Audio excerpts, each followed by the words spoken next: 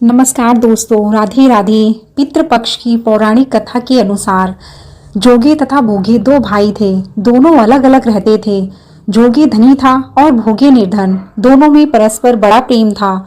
जोगी की पत्नी को धन का अभिमान था, किंतु भोगी की पत्नी बड़ी सरल हृदय की थी। पितृपक्ष आने पर जोगी की पत्नी ने उससे पितरों का श्राद्ध करने के लिए कहा, तो जोगी इस व्यर्थ का कार्य समझकर टालने की चेष्टा करने लगा।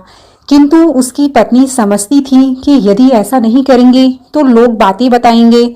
फिर उसे अपने मायके वालों को दावत पर बुलाने और अपनी शान दिखाने का यह उचित अवसर लगा। अतः वह बोली, आप शायद मेरी परेशानी की वजह से ऐसा कह रहे हैं, किंतु इसमें मुझे कोई परेशानी नहीं होगी। मैं भोगी की पत्नी को बुला लूंगी, दोनों मिलकर सारा काम कर लेंगे। फिर उसने जोगी को अपनी पीहर न्योता देने के लिए भेज दिया।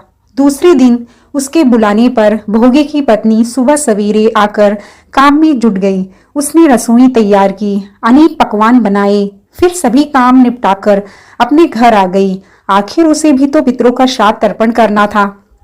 इस अवसर पर न जोगी की पत्नी ने उसे रोका, न वह रुकी। शीघ्र ही दोपहर हो गई। पितर भूमि पर उतरे।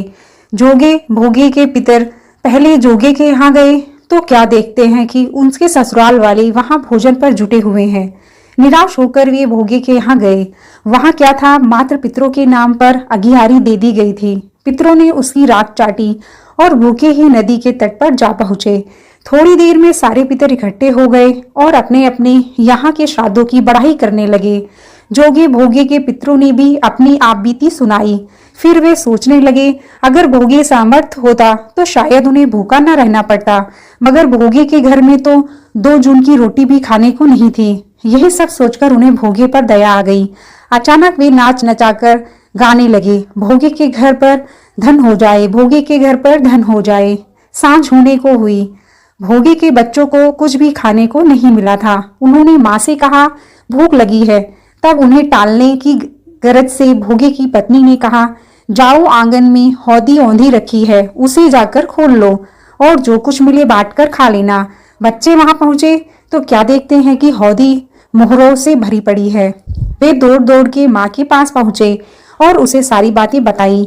आंगन में आकर भोगे की पत्नी ने यह सब कुछ देखा तो वह भी हैरान रह गई। इस प्रकार भोगे भी धनी हो गया, मगर धन पाकर वह घमंडी नहीं हुआ। दूसरे साल का पितृपक्ष आया। श्राद्ध के दिन भोगे की स्त्री ने 56 प्रकार के व्यंजन बनाए। ब्राह्मणों को बुलाकर श्राद्ध किया, भोजन कराया, दक्षिणा भी दी। जेठ जेठानी को सोने चांदी के बर्तनों में भोजन कराया। इससे पितर बड़े प्रसन्न तथा तृप्त हुए। यहीं पर हम अपनी कथाएं को समाप्त करते हैं। अगर हमारी वीडियो आपको थोड़ी सी भी पसंद आई हो, अगर आप हमारे चैनल पर अभी नए हैं तो प्लीज हमारे चैनल को लाइक, शेयर, सब्सक्राइब करें। मिलते हैं अगली वीडियो में, तब तक के लिए नमस्कार।